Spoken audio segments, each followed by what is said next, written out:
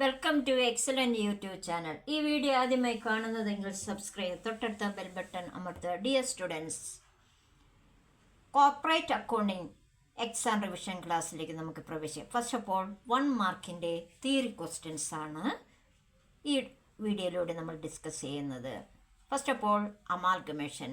Amalgamation is A combination of 2 or more companies into one.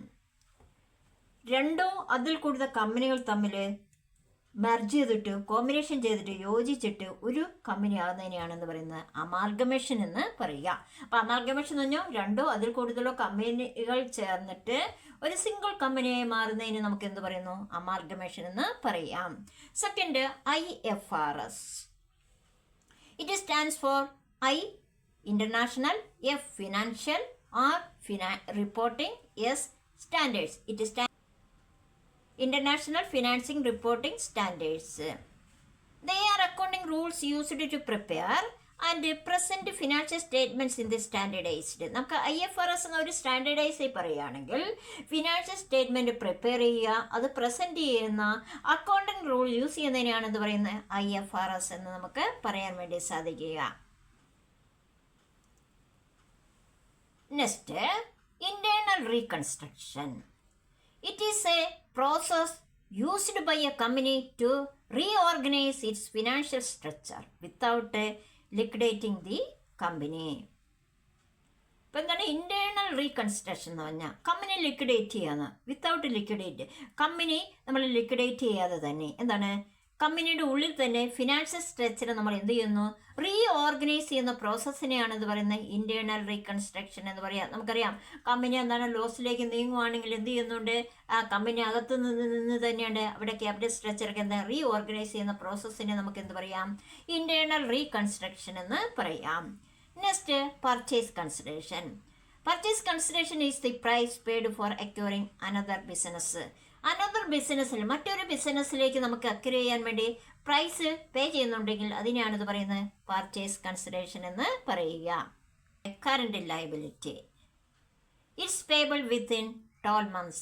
നമുക്കറിയാം current liability short പീരീഡിൽ നമ്മൾ എന്തെങ്കിലും borings കടം എടുത്തിട്ടുണ്ടെങ്കിൽ അത് 12 monthsനുള്ളിൽ ഷോർട്ട് പീരീഡിനുള്ളിൽ നമ്മൾ പേ ചെയ്യുകയാണെങ്കിൽ അതിനെയാണ് ഇത് പറയുന്നത് കറണ്ട്. നമുക്കറിയാം ബിൽസ് പേബിൾ, സൺഡ്രി ക്രെഡിറ്റേഴ്സ്, അതുപോലെയുള്ള ഐറ്റങ്ങൾ, ലോൺ, ഷോർട്ട് ടൈം ലോൺസ്, ഇതൊക്കെയാണത് കറണ്ട് ലയബിലിറ്റിയുടെ കാറ്റഗറിയിൽ പെടുത്താൻ വേണ്ടി സാധിക്കുക. To the profit earned by a business before it was officially incorporated as a company. നമുക്കറിയാം കമ്പനി ഒഫീഷ്യലായി ഇൻകോർപ്പറേറ്റ് ചെയ്യുന്നതിന് മുമ്പ് നമുക്കറിയാം ഒരു കമ്പനി രജിസ്റ്റർ ചെയ്ത് കഴിഞ്ഞാൽ നമുക്ക് ഒരു കമ്പനി സ്റ്റാർട്ട് ചെയ്ത് കഴിഞ്ഞിട്ടുണ്ടെങ്കിൽ രജിസ്റ്റർ ചെയ്ത് വരുന്നതിനോ ആ പീരീഡ് ഉണ്ടാകും അല്ലേ? അപ്പോൾ സ്റ്റാർട്ട് ചെയ്യുന്ന മുതൽ രജിസ്റ്റർ ചെയ്ത് കിട്ടുന്ന ആ ടൈം വരും. ആ ടൈമിനുള്ളിൽ പ്രോഫിറ്റ് ഉണ്ടെങ്കിൽ അതിനാണിത് പ്രോഫിറ്റ് പ്രൈർ ടു ഇൻകോർപ്പറേഷൻ എന്ന് പറയുക. അപ്പം നമുക്കറിയാം ഒരു ബിസിനസ് എല്ലാം സ്റ്റാർട്ട് ചെയ്തു, അത് ഇൻകോർപ്പറേറ്റ് ചെയ്ത് രജിസ്റ്റർ ചെയ്ത് കിട്ടാൻ സമയമെടുക്കും അല്ലേ? അപ്പം നമ്മൾ ബിസിനസ് സ്റ്റാർട്ട് ചെയ്തത് മുതൽ ഇൻകോർപ്പറേറ്റ് ചെയ്ത് കിട്ടുന്ന ഡേ വരെയുള്ള പ്രോഫിറ്റ് എന്താണോ അതിനാണിത് പറയുന്നത് പ്രോഫിറ്റ് പ്രൈർ ടു ഇൻകോർപ്പറേഷൻ എന്ന് നമുക്ക് പറയാൻ സാധിക്കുക. Next, external reconstructions. Old companies liquidated when a new company is formed with a similar name and business. നമുക്കറിയാം കമ്പനി ഓൾഡ് കമ്പനി നമ്മൾ എന്ത് ലിക്വിഡേറ്റ് ചെയ്യുന്നു, പക്ഷെ എന്താണ് എ ന്യൂ കമ്പനി എന്ത് ചെയ്യുന്നു? എ ന്യൂ കമ്പനി ഫോം ചെയ്യുന്നു. അത് എങ്ങനെയുള്ള കമ്പനി ആയിരിക്കും? നെയിം ആൻഡ് ബിസിനസ് സിമിലർ ആയി വരുന്ന ന്യൂ കമ്പനി ഫോം ചെയ്യുന്നുണ്ടെങ്കിൽ അതിനാണ് എക്സ്റ്റേണൽ റീകൺസ്ട്രക്ഷൻ എന്ന് പറയുക. Next, mention items coming under reserves and surplus. Reserve സർപ്ലസിൽ അണ്ടറിൽ വരുന്ന ഐറ്റങ്ങൾ ഏതൊക്കെയാണെന്ന് നോക്കാം.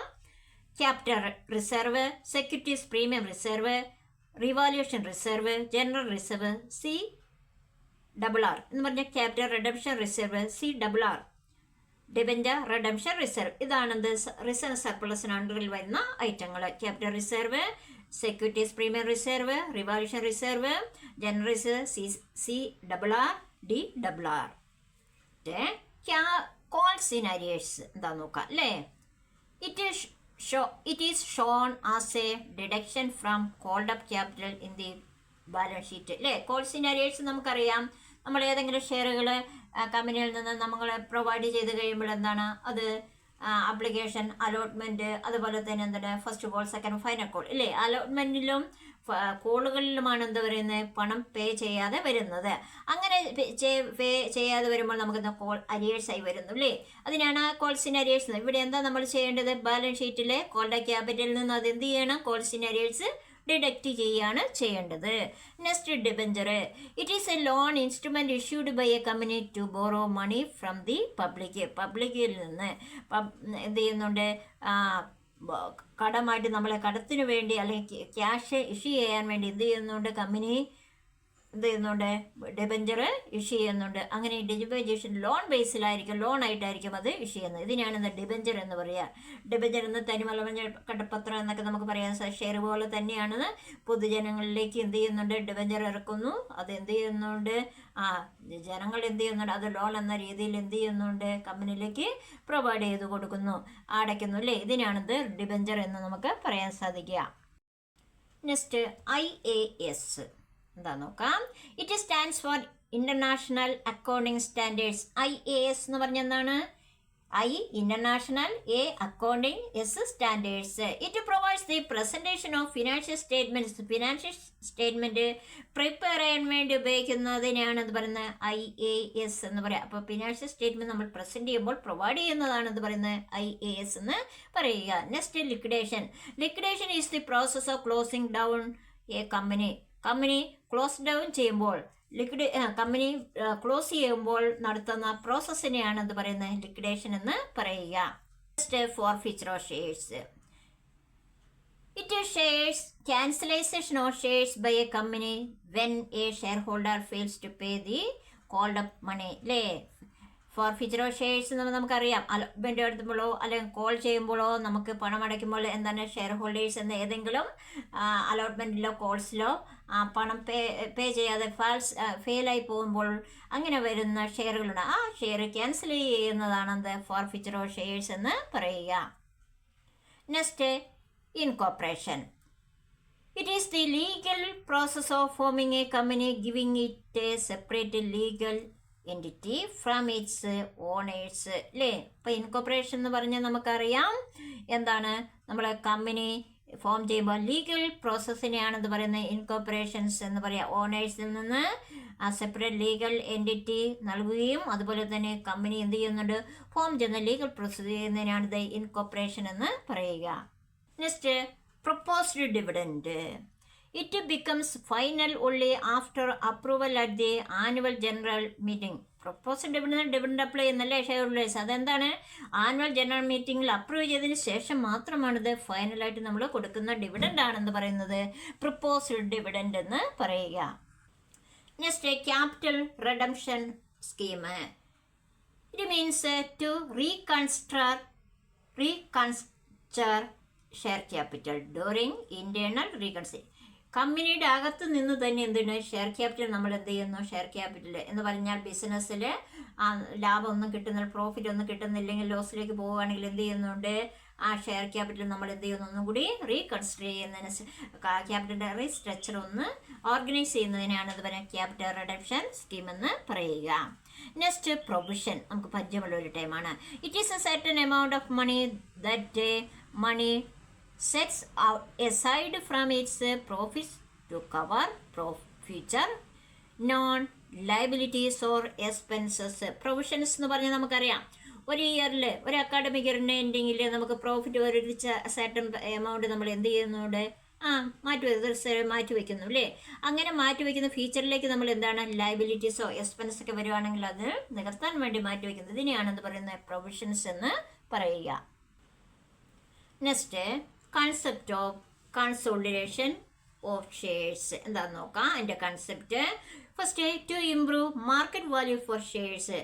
ഒരു ഷെയറിൻ്റെ മാർക്കറ്റ് വാല്യൂയിൽ ഒരു ഷെയറിൻ്റെ വാല്യൂ ഇംപ്രൂവ് ചെയ്യുക എന്നതാണെന്ത് അല്ലെ ഫസ്റ്റ് കൺസെപ്റ്റ്. സെക്കൻഡ് നോക്കുക, to make shares look more values. ഓരോ ഷെയറിൻ്റെയും നമുക്കിന്ന് ഷെയറിൻ്റെ വാല്യൂ എന്ത് മെർജ് ചെയ്തെടുക്കുക എന്നതാണെന്ത് second concept. Third, to structure ക്യാപിറ്റലിൻ്റെ റീസ്ട്രക്ചർ ചെയ്യുക എന്നതാണിത് തേർഡ്. ഇങ്ങനെ കൺസോളിഡേഷൻ ഓഫ് ഷെയർസ് കൺസെപ്റ്റ് 3 ഉള്ളത്, 3 പോയിന്റ് ആണുള്ളത്. ഫസ്റ്റ് എന്താണ്?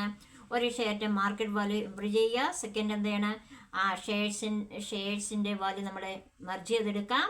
നെക്സ്റ്റ് എന്താണ്, ക്യാപിറ്റലെ റീസ്ട്രക്ചർ ചെയ്യുക.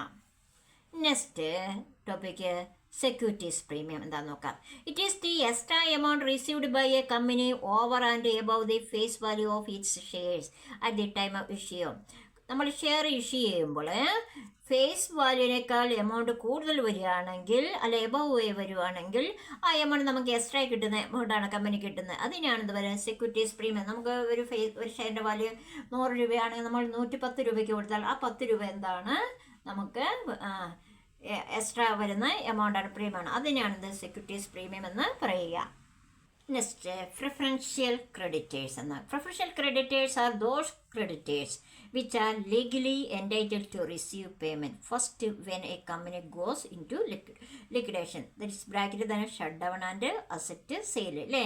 അപ്പോൾ എന്താണ്, നമ്മൾ ലിക്വിഡേറ്റ് ചെയ്യുമ്പോൾ എന്താണ് നമുക്ക് എന്ത് ചെയ്യാം, കമ്പനി ഷട്ട് ഡൗൺ ചെയ്യുന്നു അല്ലേ. അപ്പോൾ അസറ്റ് നമ്മൾ എന്ത് ചെയ്യണം, സെയിൽ ചെയ്യണം. ഇതിൽ ഏറ്റവും കൂടുതൽ പ്രിഫറൻസ് ആർക്കാണ് കൊടുക്കേണ്ടത്, പണം കൊടുക്കേണ്ട പ്രിഫറൻസ് ഏറ്റവും ഫസ്റ്റ് ഓഫ് ഓൾ ആർക്കാണ്, പ്രൊഫഷണൽ ക്രെഡിറ്റേഴ്സിനാണ് കൊടുക്കേണ്ടത്. ഇതാണ് പ്രൊഫഷണൽ ക്രെഡിറ്റേഴ്സ് എന്നുകൊണ്ട് കമ്പനിയിൽ ഏറ്റവും കൂടുതൽ പ്രിഫറൻസ് കൊടുക്കുന്ന വ്യക്തിയാണത് പ്രൊഫഷണൽ ക്രെഡിറ്റേഴ്സ് എന്ന് പറയുക. അപ്പോൾ കമ്പനി ഷട്ട് ഡൗൺ ചെയ്യുമ്പോഴും അസറ്റ് സെയിൽ ചെയ്യുമ്പോൾ ആർക്ക് തന്നെയാണ് പ്രിഫറൻസ് കൊടുക്കേണ്ടത്, പ്രൊഫഷണൽ ക്രെഡിറ്റേഴ്സിനാണ്. നെക്സ്റ്റ് ഹൂ ഈസ് കോൺട്രിബ്യൂട്ടറി എന്താണെന്ന് നോക്കാം. If a company shut down and its assets are not enough to pay all debt. നമ്മൾ കമ്പനി ഷട്ട് ഡൗൺ ചെയ്യുന്നു, അപ്പോൾ എന്താണ് അതിൻ്റെ അസറ്റ്സ് നമുക്ക് സെയിൽ ചെയ്യുമ്പോൾ നമുക്ക് അതിൻ്റെ ഡെപ്റ്റ് മുഴുവൻ കൊടുക്കാതെ വരികയാണെങ്കിൽ അങ്ങനെ ആ ഡെപ്റ്റ് എത്രയാണോ കൊടുക്കാനുള്ള ആ എമൗണ്ട് മുഴുവൻ സഫർ ചെയ്യേണ്ടതാണ് കോൺട്രിബ്യൂട്ടറി, അവരെയാണെന്ന് കോൺട്രിബ്യൂട്ടറി എന്ന് പറയുക. Next sources of redemption of preference shares. Redemption of preference ഷെയർസിൻ്റെ സോഴ്സസ് ഏതൊക്കെയാണെന്ന് നോക്കാം. First profits available for distributions, free reserve ആയി കൊടുക്കുന്നു അല്ലേ. Second proceeds of fresh issue share issue ചെയ്യുമ്പോൾ ഫ്രഷ് ആയി പ്രൊസീഡ് കൊടുക്കുന്നത്. Third point securities premium adopt ആക്കാണ്ട്. അപ്പോൾ എന്താണ് redemption of preference shares sources. First എന്ത് ചെയ്യുന്നു, profit available for distribution, profit നമ്മൾ ഡിസ്ട്രിബ്യൂഷൻ്റെ ഫ്രീ റിസർവായി നമ്മൾ കൊടുക്കുന്നത്. നെക്സ്റ്റ് എന്താണ്, ഷെയറിന് ഇഷ്യൂ ചെയ്യുമ്പോൾ ഫ്രഷ് ആയി കൊടുക്കുന്നത്. നെക്സ്റ്റ് എന്താണ്, securities premium account. Next who is a liquidator. A liquidator is a person appointed to wind up a company. Company wind up ചെയ്യുന്ന ലിക്വിഡേറ്റ് ചെയ്യുന്ന സമയത്ത് വൈൻഡ് അപ്പ് ചെയ്യുന്ന സമയത്ത് അപ്പോയിൻ്റ് ഒരു വ്യക്തിയുണ്ട്, ആ വ്യക്തിയാണെന്ന് പറയുന്ന ലിക്വിഡേറ്റർ എന്ന് നമുക്ക് പറയാൻ വേണ്ടി സാധിക്കുക. ഈ വീഡിയോ യൂസ്ഫുൾ ആയാൽ സബ്സ്ക്രൈബ് ചെയ്യുക, ലൈക്ക് ചെയ്യുക, കമൻറ്റ് ചെയ്യുക, ഷെയർ ചെയ്യുക. എന്തെങ്കിലും ഡൗട്ട്സ് കമൻറ്റ് ബോക്സിൽ ഇടുമല്ലോ. Okay, thank you.